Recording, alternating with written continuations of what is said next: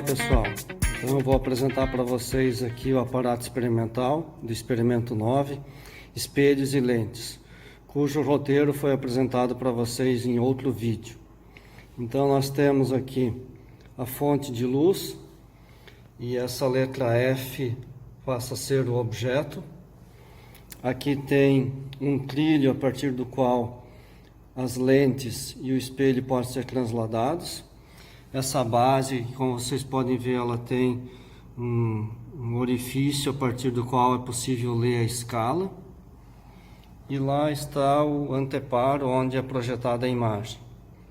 E aqui são as lentes e o espelho que vão ser utilizados no experimento. Então, a primeira parte do experimento 9 consiste em determinar a distância focal de um espelho côncavo a partir do método da ampliação. Esse é o espelho côncavo que nós vamos utilizar no experimento. Aqui está a fonte de luz e a letra F, que é uma fenda por onde a luz passa, que é o objeto. E aqui projetado sobre o anteparo está a imagem. Então a luz sai da fonte, passa pela letra F, incide sobre o espelho, que é refletido sobre o anteparo. É importante encontrar sempre uma posição em que essa imagem é bem nítida, porque isso de fato representa a distância focal. O tamanho da imagem é medido a partir de uma régua. Vocês veem que a imagem é uma imagem invertida, assim como o tamanho do objeto também é medido com uma régua aqui na letra F. Um outro parâmetro importante no experimento é a distância entre a letra F, que é o objeto, e o espelho. E isso é medido nessa escala ali embaixo. Então o experimento consiste em você fazer 3 medidas com posições distintas de letra P e medir o tamanho da imagem. Então vocês veem que se o espelho for transladado da sua posição, agora a imagem ela não está mais nítida. Então é necessário também transladar o anteparo até que a imagem seja de novo observada de uma forma nítida. E agora novamente medido o tamanho da imagem. Então para 3 variações de distância P é medido o tamanho da imagem. A ampliação da imagem é determinada diretamente pela razão entre o tamanho da imagem e o tamanho do objeto. E com isso, então, é possível determinar a distância focal desse espelho côncavo. Bom, a segunda parte do experimento consiste em determinar a distância focal de uma lente convergente a partir do método gráfico.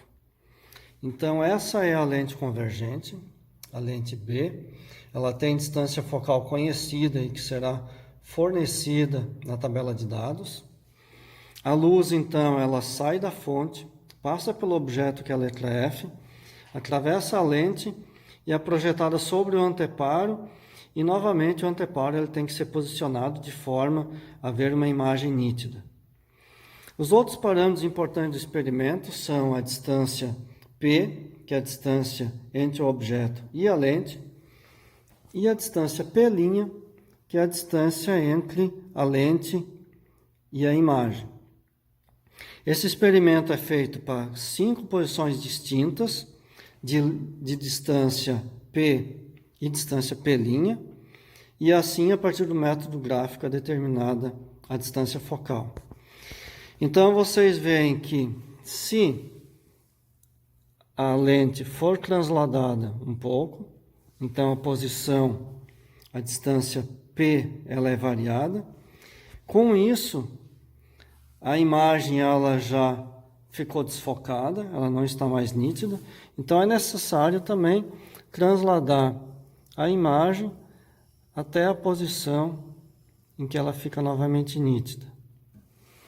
Então, tendo-se variado a distância P, que é a distância entre a lente e o objeto, a distância P' também ela muda para que uma imagem fique nítida no anteparo.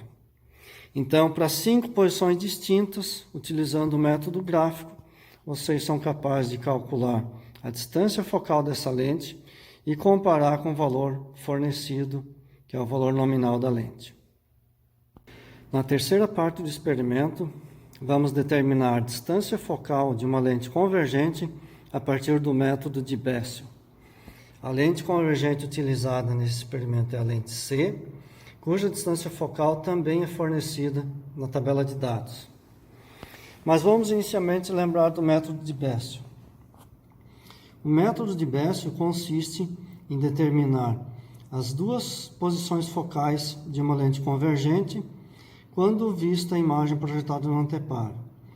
Os parâmetros a serem medidos são a distância d maiúsculo, que é a distância entre o objeto e a imagem, e a distância d minúsculo, que é a distância entre as duas posições focais que a lente possui.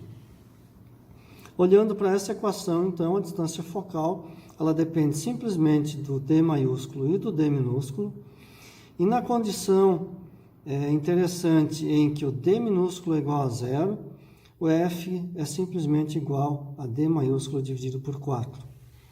Olhando para esse desenho, o d minúsculo ser igual a zero é a condição em que existe apenas uma posição focal para a lente, dependendo da posição do anteparo.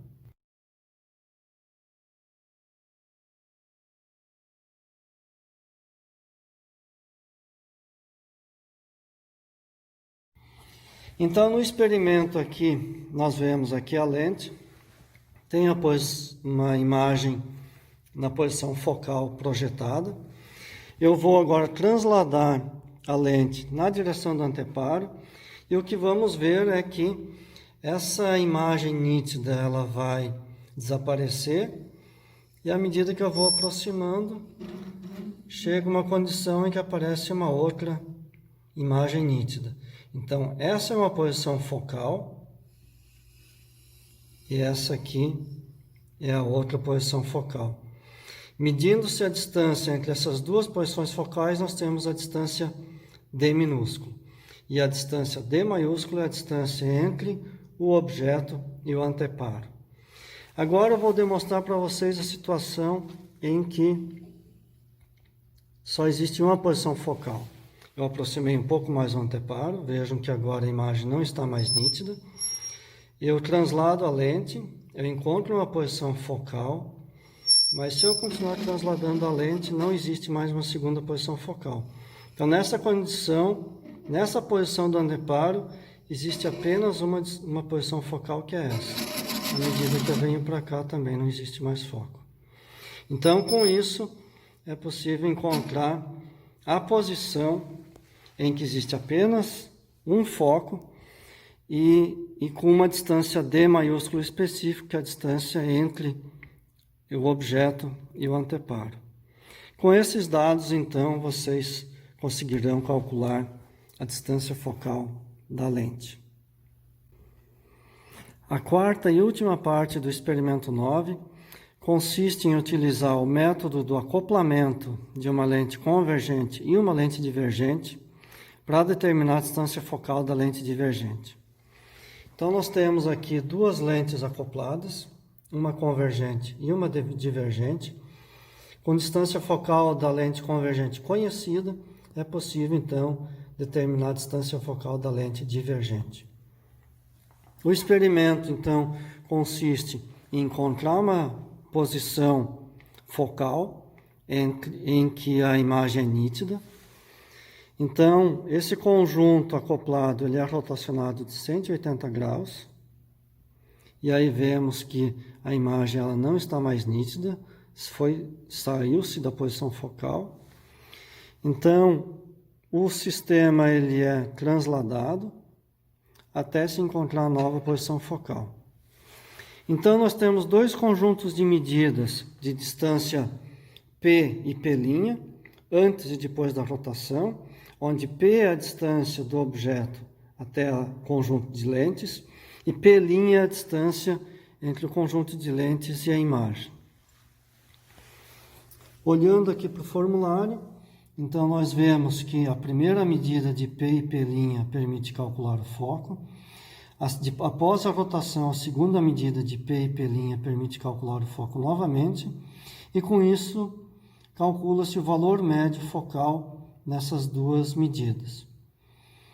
A partir do valor médio focal, olhando para essa expressão, esse valor médio vai representar esse f, e essa expressão diz que o inverso dessa distância focal média é igual ao inverso da distância focal da lente convergente, mais o inverso da distância focal da lente divergente. Uma vez que determinamos essa distância focal média e utilizamos o valor da distância focal da lente convergente, então é possível determinar o valor experimentalmente da lente divergente. Então essa é a última parte do experimento 9 e uma boa sorte na elaboração dos relatórios.